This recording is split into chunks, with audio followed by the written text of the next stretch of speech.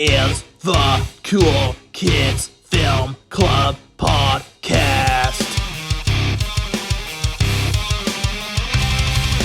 Watch films with us.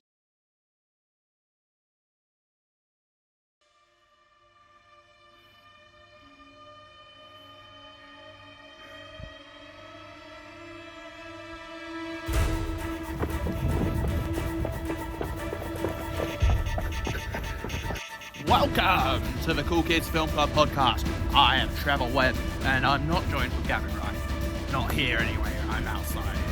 It's just running. But Gavin's not here. I'm coming back from Golf Pro's house, and won't say his name because, well, he may have had an accident. But basically, the last episode had to be cut short because we rambled on for far too bloody long. So this is part 2 of the Shawshank Redemption. On with what we had before. Continue. Back to you, Trevor and Gavin. So, a new fresh fish comes to play, called Tommy, who... Is this, I mean, depending on the year, is this taken from... I mean, he's clearly an Elvis fan. Well, it's not even... I guess it is that Elvis era, but yeah, he's like a rocker, a greaser. He's not exactly shy. He tells everyone pretty much instantly what he did to be put inside and how he has been to multiple prisons all over the country. So he's quite open with all of this. He doesn't quite give the fact that everyone's innocent. They have a bit of a laugh about that. So, I mean, I don't know what type of prison it is, never really mentioned, but I assumed everybody in it was in for, like, murder. And then all of a sudden there's this guy who, what did he do? Robbery. Yeah, robbery. And he says, should you maybe think of a new profession because you're not a very good thief? Yeah, he just got caught with the TV, yet he's in here with the murderers. I don't really know how the prison system works. Stick them all in, do you? Mix them up, see what happens. Maybe they have different wings for the actual thing that they all eat together. I don't know. So yeah, they take a shine to him quite quickly, and he becomes part of the gang. Yep.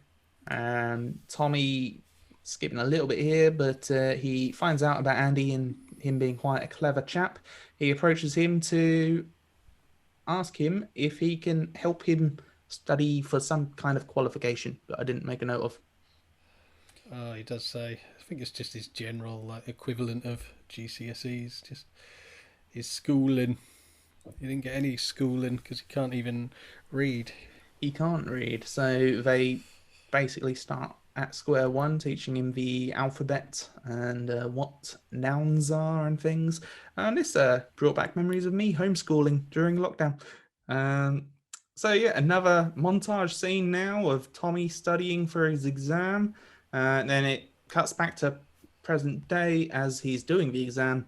The timer goes off, he screws up his paper, chucks it in the bin, claiming not to have gotten a single question right. What was that? That was the actual test, was it? The actual just the way paper. he was talking, it made it sound like, oh, this is the results. I was a bit confused for a second. But No, he gets them later on. yeah. So then after this, Tommy heads to the library, talks with Red, telling him that he feels bad for letting Andy down. Conversation turns to Andy and why he is in Shawshank. Red tells him about the double murder, and Tommy instantly recognizes the story. It's a bit of a coincidence, isn't it? A little bit. Especially with the coincidence of his wife and thingy getting murdered in the first place the day he's outside with a gun. With the same type of gun as well. Yeah. It's probably quite a common gun, isn't it? But still. Anyway, it turns out he was in another prison some time ago with a man called Elmo Blatch.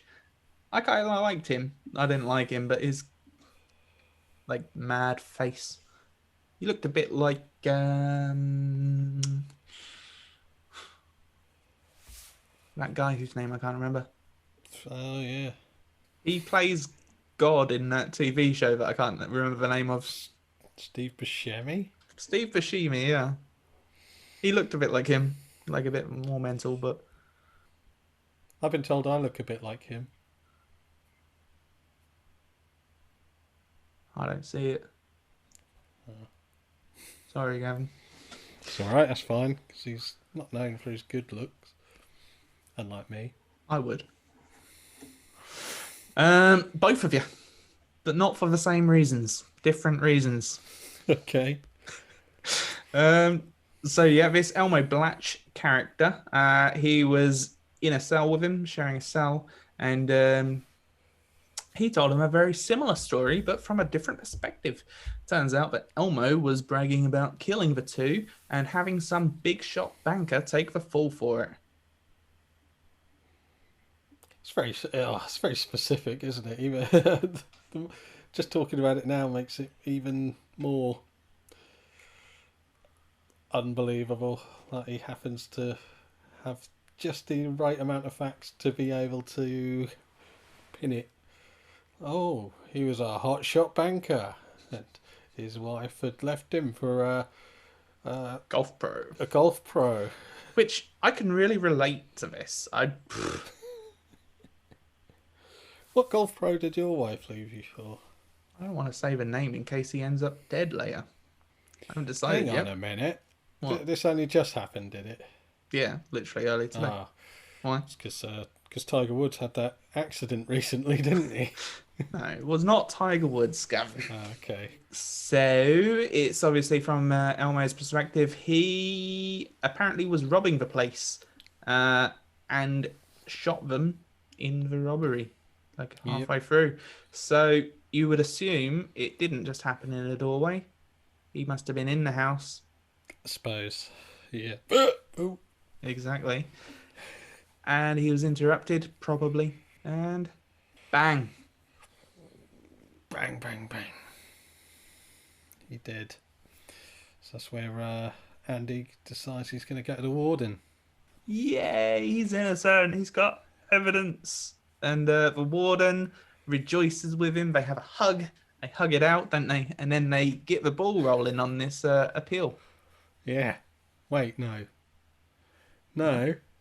Oh, what does happen? Well, the warden's all like, look, this is a bit circumstantial. This isn't going to go anywhere. I can't believe you even fallen for this Jack the Lad story. That's not how I remember it. Why, what do you remember I've it got as? here that the warden's a really great guy and he helps him out. Oh, no, it's not what happens. He tells him not to believe it. Oh. And then Andy stupidly, or turns out stupidly, is like, don't worry, I'm not going to tell everyone I'm doing all this legal stuff in here. You haven't got that to worry about. You'd imagine that wouldn't go down well. He doesn't like that one bit. What does he do? He throws him in the hole for a month. A month. And then he has a little meeting with Tommy. He does. But first, before that, Tommy gets his test results back. Oh, he does, yeah. He does in the yard. He gets the letter. He doesn't want to open it, obviously, because he thinks he's failed. Red takes it. He opens it for him. Turns out he passed. Yeah, party. This is going to be a real turning point for Tommy, I put here. No more life of crime. He's a changed man, and all thanks to Andy Dufresne. Such a happy moment in the film. It's like a real moment of hope. You can turn your life around, Gavin. All the people out there, your life is shit. You look going down this path. You're in jail, maybe. It's not too late. You can be like Tommy. Pass a test. Yep. Turn your life around from this point on. All's good. What happens next, Gavin? So the warden asked to meet Tommy outside as well, oddly. Right. And he gives him a cigarette. He says, have a cigarette. And I set you up there for a perfect... Oh, he dies. Just nice and blunt. I was saying about how perfect his life was. I thought about saying that, but then I imagined you going, well, actually, before that, so I didn't. Right. Yeah, first he Oh, tries to kill it. maybe I Oh, can do it in the edit. yeah, maybe Say, you've just. say he dies. I just had a joke there, and you jumped on it. Well, you ruined my jokes, I ruined yours, Gavin. That's how it works. We're a I'm going team. to try it anyway. I'm going to try it anyway. First, he tries killing him by giving him a cigarette and hoping that he'll get cancer and die eventually, or die really quickly. But he doesn't. So he asks him, "Would you be willing to stand trial for Andy?" And he's like, "Yeah, deaf, most deaf." And then he's like, "I thought so." And he walks off and he gets shot by the guards because they made it look like he's tried to escape. That joke was shit. No, it wasn't. It was good. My joke would have been much funnier if we went without one. Well, let me ask the studio audience what they prefer. Studio audience, what do you prefer? Prefer your joke about cigarettes? They prefer my joke about cigarettes.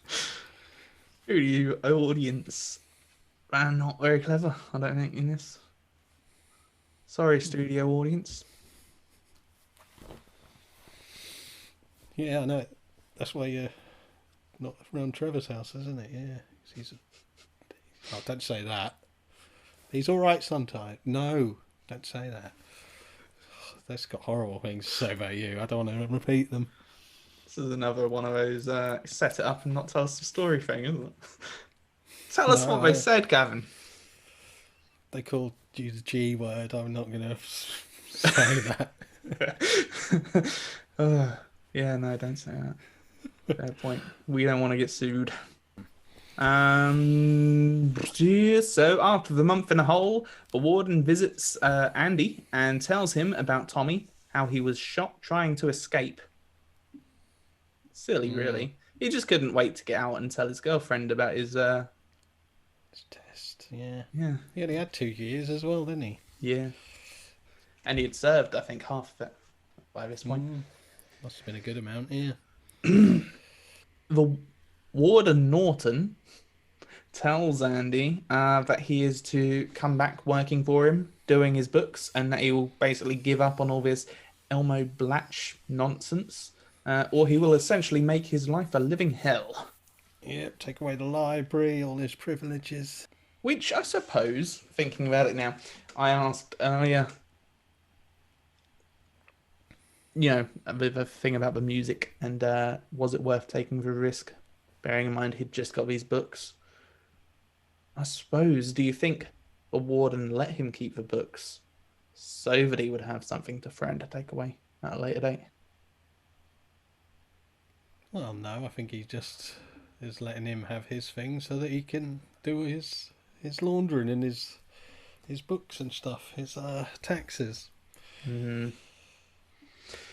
Sometime later, Red finds Andy sat in the prison yard, looking quite beaten down at this point. He's been in the hole for a while. Tommy's dead. Andy tells Red about a place in Mexico called, I wrote this down, I'm going to attempt to pronounce it, Zihartirancho. Was it Mexico or Germany it was in? Mexico? Zihartirancho. Yeah, that sounds very Mexican. Well, that's the name of the place. Now I've told you that name of the place, you'll never forget it, will you? I had this thought. As soon as later on when a letter says to Morgan Freeman to Red, "Oh, you remember the name?" I'd be like, "Oh, I wouldn't remember it." No. And you're writing a letter. Why don't you just write the name of return in the letter? That's cutting to later. He tells him that if he ever gets out, he is going to go there and set up a hotel and a fishing company with a boat and stuff. Again, Red calls these ambitions nothing more than unrealistic pipe dreams, and that they're no good for him. To which Andy replies that he's quite insistent that if Red ever gets out, he is to go to a big tree near a wall in Buxton and look under a big black rock. I think by this point, Red thinks Andy is kind of talking bullshit. Probably lost it a bit in the hole. But he agrees. He agrees to go if he ever gets out. And then we get quite an integral line from Andy, which could be taken one of two ways. He says, "It's time to get busy living or get busy dying." And then he walks off. Yep. At lunch, Red and the gang, that's what the film should have been Red called. and the gang. Red and the gang, yeah. They're discussing Andy and how he has seemed a bit different lately. They worry that he may be thinking of killing himself. This fear is realized further when Hayward states that Andy came to him asking for a 6-foot rope earlier that day, which he gave to him. Silly Hayward, silly death. Why wouldn't I? That's what he says. Now we see Andy back at the warden's office. Andy is back at work at the end of the day. Norton tells Andy to stay behind, polish his shoes, and then take his suit down to the laundry. Which, again, is a bit coinkadinkle. I mean, does he do this every day? I was going to say, yeah, maybe he's done it plenty of times before. Maybe. Then we get a scene with Andy in his cell. As the lights go out, he pulls out the rope. And then we cut to the next morning, not knowing what has happened. And I do genuinely feel that the film did quite a good job of, even though I knew what was to come, like, you still think, yeah, he might hang himself. I think it did a good job of it. So at roll call the next morning, Andy doesn't come out of his cell. Has he hung himself? Dun, dun, dun. The prison guard investigates and sees that his cell is empty. The warden is, of course, called, and Red is summoned to Andy's cell. The warden is clearly bemused and thinks that Red must have had a hand in this somehow. Yeah, I put, he's only bloody gone. Like a fart in the wind. Like fart in the wind, yeah. It's poetic, isn't it? Yeah. He then grabs the rocks from the window ledge and starts chucking them around the room. As he chucks one directly at the poster on the wall, the rock passes straight through it. The poster is then ripped away, and through the pole we get that brilliant reveal, one of the best cinematic reveals in movie history. And that shot is nice as it coming through the hole. It's a good opportunity to say that this was shot by Roger Deakins, who is one of probably the most famous cinematographers around. He did recently 1917. Sorry, I've had my mouth. And I think he did Blade Runner. I'm trying to find, where is he on here? Here we go. He did Blade Runner, Sicario, which I didn't actually like, but it's a very good looking film. No Country for Old Men, Big Lebowski, Prisoners, Fargo, True Grit. A lot of stuff for the Coen brothers. Pretty much everything for the Coen brothers. Yeah, fair enough. Quite a successful chap then in the old camera department. Yep. Do you know what his best film is, though? This?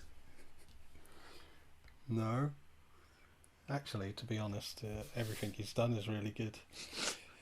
He shot Sid and Nancy, which came up with a friend of mine yesterday. I was chatting about a film about Sid Vicious, which is really good.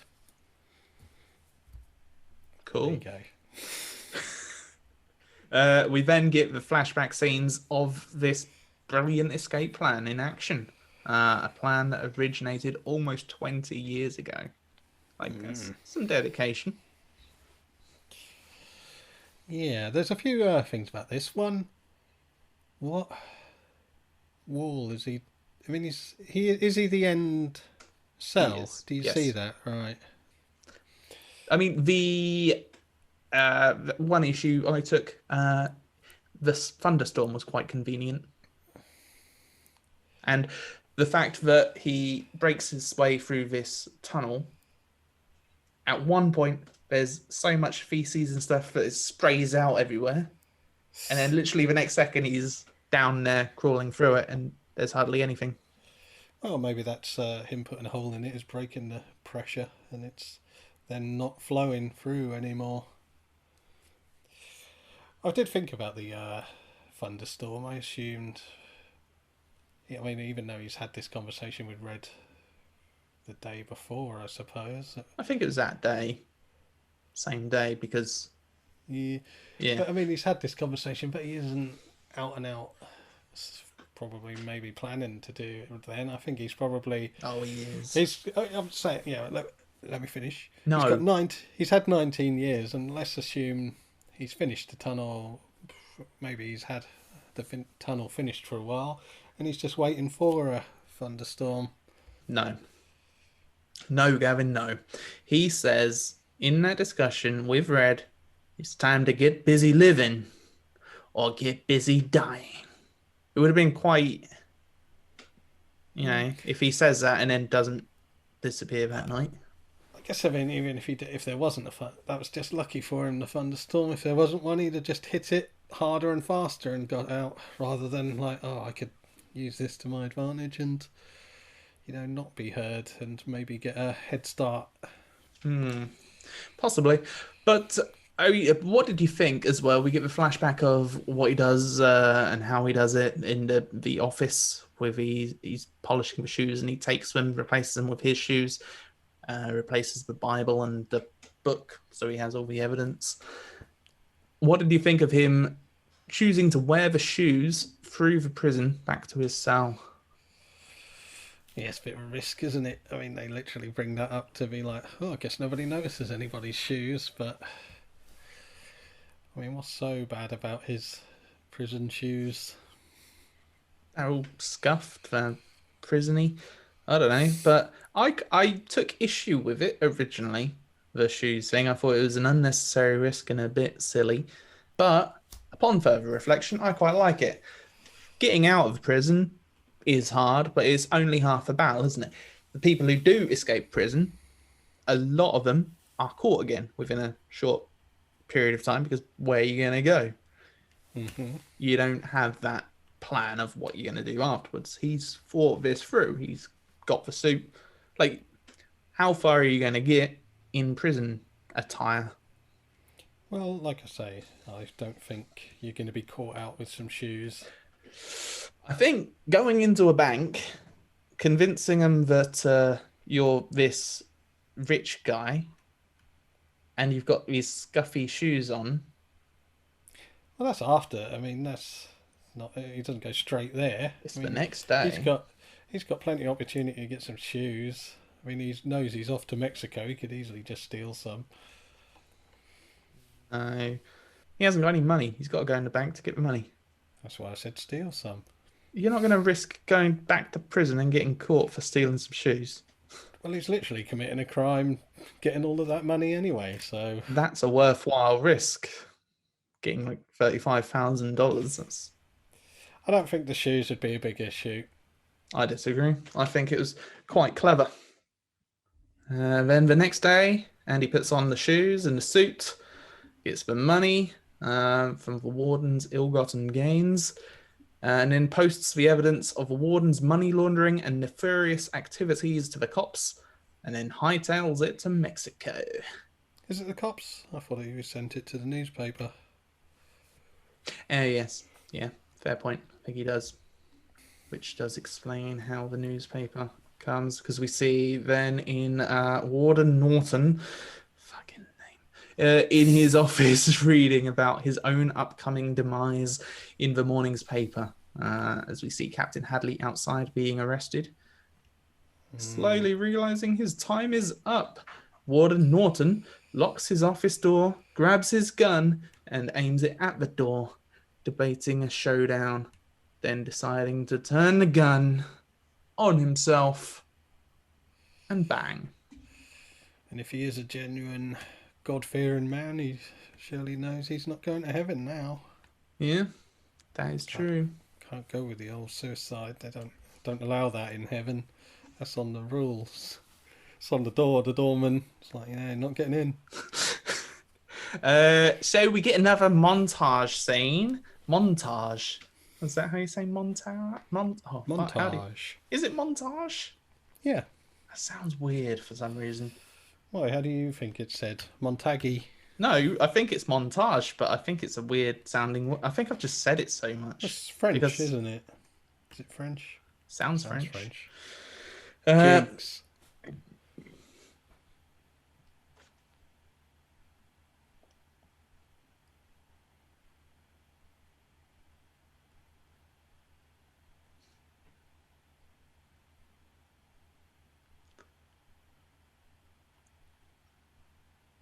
Trevor. Fucking hell, Gavin. It's going to be some interesting podcast listening. If my battery weren't close to dying, I'd have kept on with that. So some time passes, and we get another montage, which, did you know, is a French term, Gavin? No, I didn't. And then we see Red at his next parole hearing. By this point, he seems to have given up any hope of getting out. Hell, he's been in prison for 40 years now, and he is self-admittedly institutionalized. He tells the panel that he doesn't even know what rehabilitated means, and that to him it's just a made-up word so that people like them can have a job. He tells them to stamp rejected on his parole because he no longer gives a shit. And what do they do? They approve, which is probably the bit I had the most issue with. It's like, what? Why? How? What?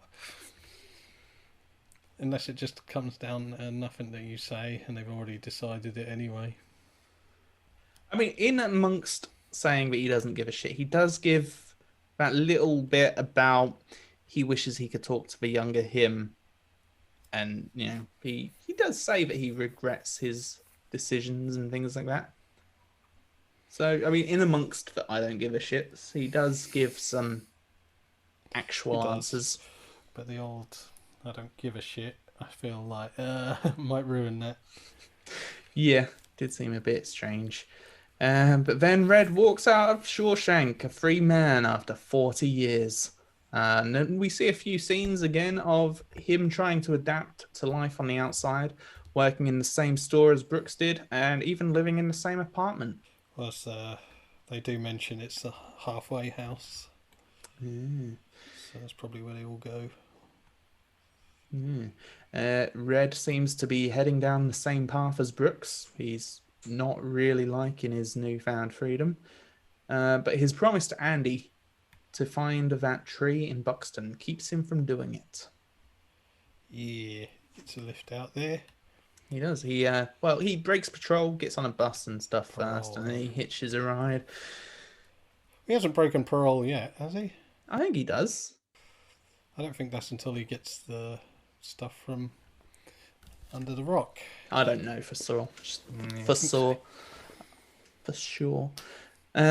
But regardless, he finds a tree, which is quite a trek away. I mean... Yeah, I'm surprised he found it, because the directions were pretty minor from Andy. It's like, oh, there's a row of trees, and then there's like a rock fence thing, and there's a tree near it and a rock. Mm-hmm. But he finds it, looks under the big black rock. But he finds it, looks under the big black rock, and he finds a tin containing an envelope with a wad of cash and a letter from Andy. So clearly, when Andy told him about it, there was nothing there. Nothing there, no. So wouldn't it be funny if Andy got shot trying to escape, and then Red had this promise that he kept to Andy all these years. He finally gets released. It's a nightmare trying to find this tree. He finally finds it, and there's nothing there. That'd be hilarious. It'd be quite a different ending, I suppose. But it is there. And in the letter, it states, do you remember the name of that town, don't you? Yeah, that'd have ended it for me. I've told you the name of the town in this podcast. So literally, within the last 2 hours and 9 minutes, at some point I told you the name of this town. Clearly, it was done quite badly. But do you remember it? Yeah, it was Das Komma ich bin Grusken. according to you. Nope, that's incorrect. You'd go to the wrong bloody country. Um, why not just write it in the letter, Gavin? Why? I think he's being extra safe. He's out now, and he's like, just in case somebody finds it, I'm going to trust Red's memory rather than just anyone finding it and being like, oh, here's this guy who's escaped prison. Does he mention he's escaped prison? I don't know. Doesn't mention prison in it. That would be silly. I'd be careful, I think. I probably wouldn't put exactly where I was. But I would also pick somewhere that's a little easier. Be like that Mexican town of Boston. Yeah. Anyway, Red, of course, goes to Mexico, and we get the final shot on the beach of the two friends reunited after many years, however long it's been, back on the beach. And he's got his boat, which implies he's living the dream. So, yeah, and then that is the end. We get the end of the film. The end. Which, I mean, I'm just sorry that this podcast won't be very long. Just looking at the time in the top right corner here, and I believe the film is 2 hours 22 minutes, wasn't it? Something like that. Yeah. Well, the last podcast we did was longer than the film. I wonder if this one will be. So yeah. So each week, Gavin, we have a bit from a man called Keir Mills. He lives in my shed over there. He's there now. I can see him actually out the window. He's kind of peering at me, kind of. There's a strange look in his eyes. Anyway, we've got a segment from him about this film, and it's coming up. When is it coming up, Gavin? Now. Why haven't we cut to it? It's up to you. You're in charge of that. Maybe if you say now. Now. Nope. What's happening here? Now? Maybe we have to cheer. Give a cheer for Keir! Yeah! Now! The Shawshank Redemption. Okay, let's start off by saying that if you haven't already watched The Shawshank Redemption, there's not a lot that could possibly be said that you haven't already heard in order to remedy that situation. It's like if you haven't seen Back to the Future, or Die Hard, or The Lion King. There are just some movies that you will have seen if you like pictures with motion. Not having seen it is like never having drunk champagne out of champagne flutes. Yes, there are other drinks you can have, and there are other receptacles to drink from. But, really, if you enjoy drinking, chances are, at some point, you will have drunk what is commonly thought to be one of the finest liquids out of the correct glass. That is The Shawshank Redemption. It is the Dom Perignon of movies. It's just very, very, very, very good. Is it faultless? Probably not. Can I name a fault in it? No. So really, there isn't much to extrapolate here. You should just watch The Shawshank Redemption.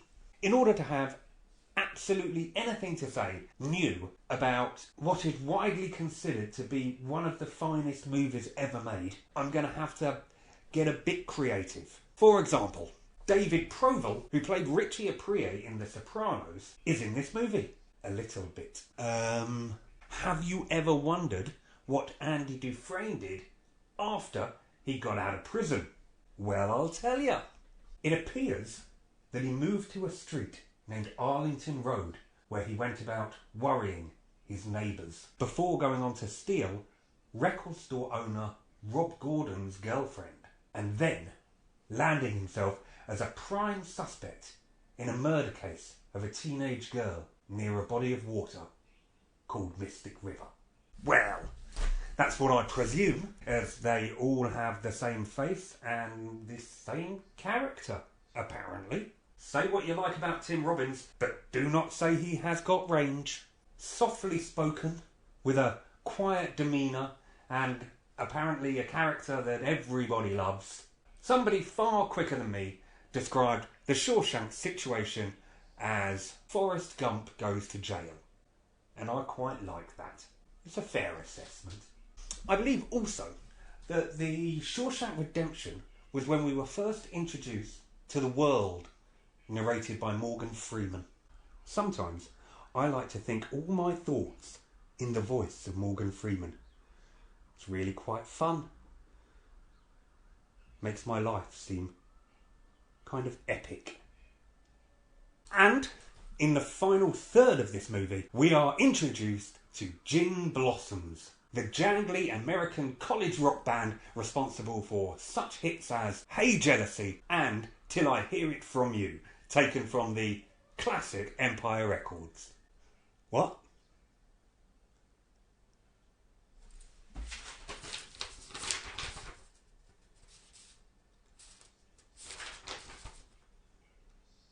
Huh. We are introduced to Gil Bellows, the jangly Canadian actor responsible for such roles as Tommy from The Shawshank Redemption and Billy from Alec McBeal and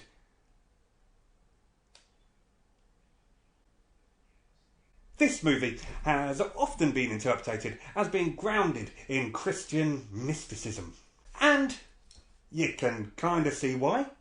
You've got the warden acting as the devil, or Lucifer, the bearer of light, as he goes about breaking laws basically as quick as you can write them, and becoming essentially a law unto himself. Satan much? The discovery of the Marriage of Figaro record is described in the actual screenplay as being akin to finding the Holy Grail, bringing prisoners to a halt and causing the sick to rise up out of their beds. And Andy's dream of the Pacific Island, Zahendaneo, Zahendaneans, if I pronounced that wrong, could be seen as representing heaven. Pacific meaning peace, literally. And the beer moment on the rooftops is regularly compared to the Last Supper. You know, 12 inmates, 12 disciples, all getting pissed on Stroman's Bohemian beer. It's uncanny. If I am being honest, if you have a predilection towards faith, you can probably find a lot of meaning in just about anything. Fair play to you. Now, there is definitely a lot in this movie to do with escapism. And no, I'm not belabouring the plot of the movie. Yes, you've got the actual escape, but you've got the metaphorical ones too. The prisoners sitting down for that screening of Gilda, the previously mentioned opera that Andy plays to all the residents of the prison, the multiple posters of Hollywood pin-ups in his cell. It's all about escaping through the medium of art. And indeed, how does he eventually escape? Clever, no? The Brooks and the Bird moments are probably the most poignant in the film. The fact that Jake the Crow volunteers to be caged up with Brooks is symbolic of Brooks' own dependency on the prison. And the carving of Brooks' brazier on the ridge beam in the halfway house almost serves as a defiant stand for a man whose entire life was taken from him by the American penal system. Brooks was here. Look, you could spend all day dissecting this movie and unearthing new parallels. The shower that Andy is forced to take when he first comes to the prison is balanced by the exalted Christ-like moment in the rain when he finally escapes. You could peel back the layers and nod to each time where somebody indicates that what's on the surface isn't necessarily the same as what's going on beneath. What glistens on the outside may be rotten within. After all, Dufresne literally states in the library in a conversation with Red, when describing the nefarious crimes that he is having to undertake for the seemingly lawful warden. And what should you do in a library? Never judge a book by its cover. I mean, there's an onion full of layered meanings right there. But in easy summary, you should really check off The Shawshank Redemption in your movies to watch list. Andy Dufresne says, you better get busy living or get busy dying. I'd like to add a little bit of a middle ground there for those that haven't seen The Shawshank Redemption. Get busy watching. Laters. So that was Keir Mills, a man in my shed, with another excellent segment. I think it's safe to say from that he quite enjoyed the film. Do you think? I reckon he probably did, yeah. I reckon he likes that. And I bet he really likes Tim Robbins in Howard the Duck. I bet that's mostly what he talked about. So what did you think of the film, Gavin? Let's get some... I mean, we've been going for quite a while. Let's get some final thoughts going. Final thoughts. Well, very well acted. Every character, even like little small characters, all well rounded.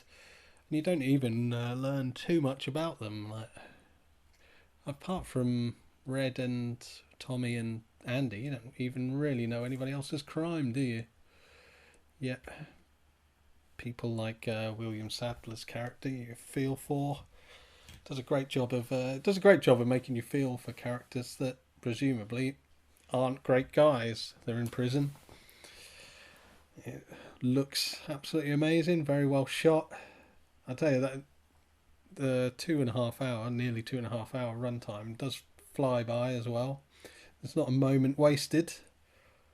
Yeah, absolutely brilliant film. So I'm going to give it a very solid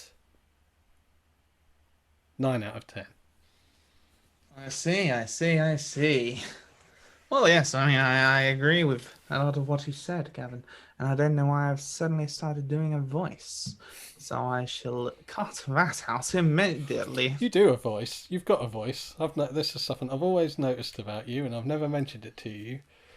You've got a little voice that you go into when you say something that I've always assumed you're a little bit embarrassed about saying and talking about. Okay. Is it that And voice? I just almost you started with the voice that I know, and then you went a little more over the top. It is a little bit like this. Like... I'm nervous. Yeah, I've always noticed that about you. I'm very observant. To be fair, I'm not sure what I'm rating this yet, so maybe it's a still questioning what I'm saying voice. Don't know, maybe. Just thinking it out. But and I've got so many notes on this film, but haven't put anything for final thoughts. So I'm literally now having to go off for just my brain, which don't ever. If you've got my brain, if anyone else out there has my brain, don't rely on it when you're in these kind of situations. My advice. I got a good joke. Can you cut it out? I can. Don't know if I will. Please do. I know who's got your brain as well. Who?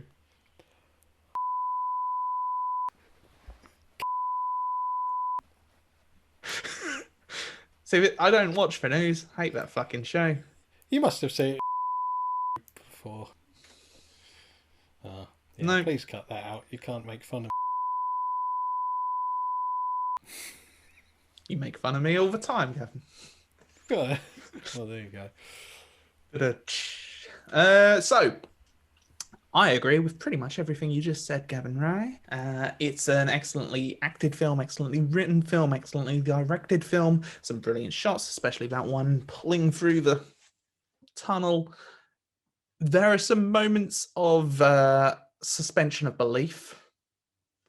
Some pretty big coinkydinks. Some moments where characters act slightly silly for how clever that's supposed to be. It's a lot of people's favourite film of all time ever. It's not that for me, but I understand why it is that for so many people. It's not a perfect movie, but it's very, very good. I Have not yet decided what I'm giving it, but I'm between 8 and 9.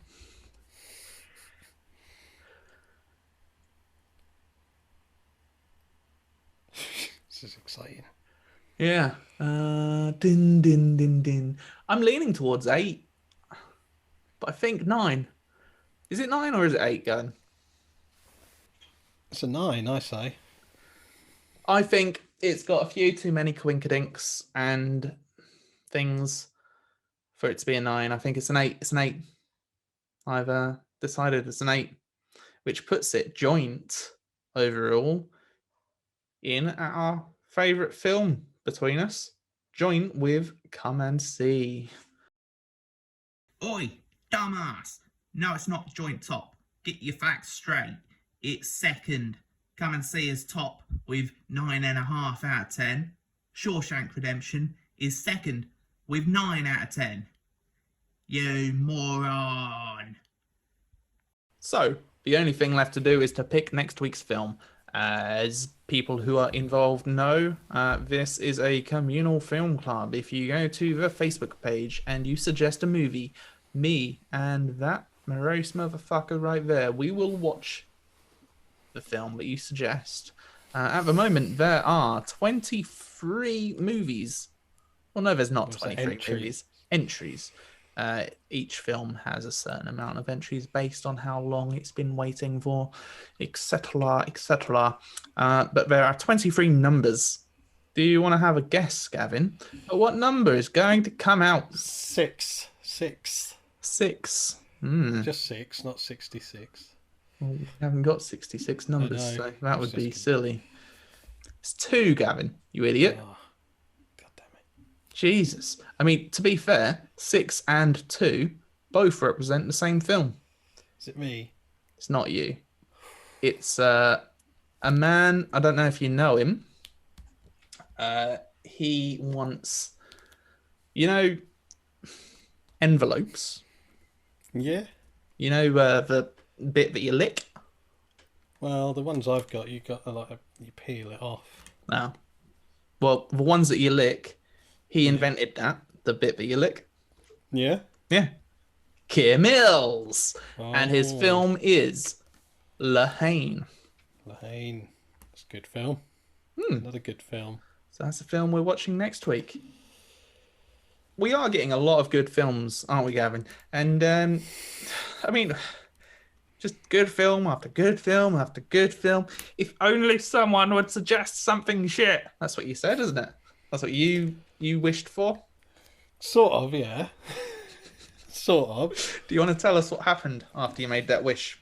Well, Warren, who picked this film, picked another film called Divergent. Is that as good as this one? No. Me and him went to the cinema to see that film, not knowing really what it was. And it might be one of the, if not... Don't ruin how you feel about it. I won't. It might be really good. You'll have to watch, not next week. Next week we're watching Lahane. But at some point, Divergent will come up. Well, no, not necessarily. Because I am going to attempt to make him change that, because it's boring. It's a boring film. It's rubbish. If Warren changes it, I'm going to suggest it. I just want you to have to watch it again. I've never seen it, by the way.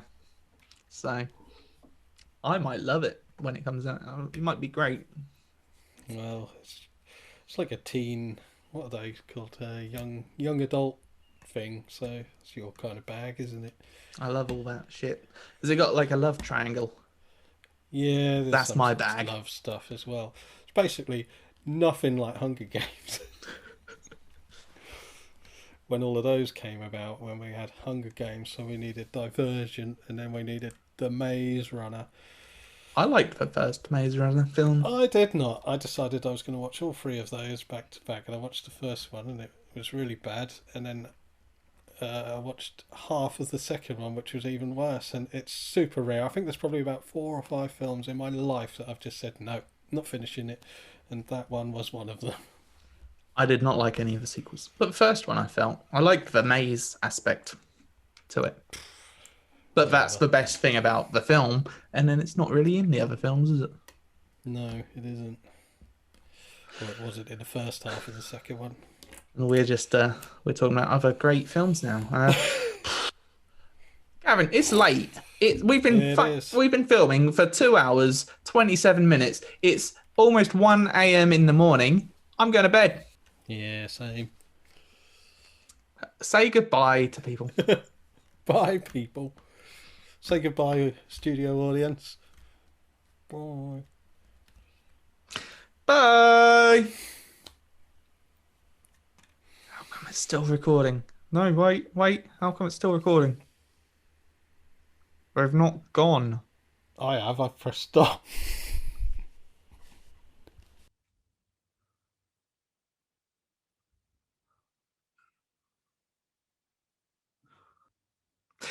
Bye.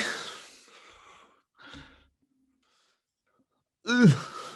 This is the Cool Kids Film Club podcast. Watch films with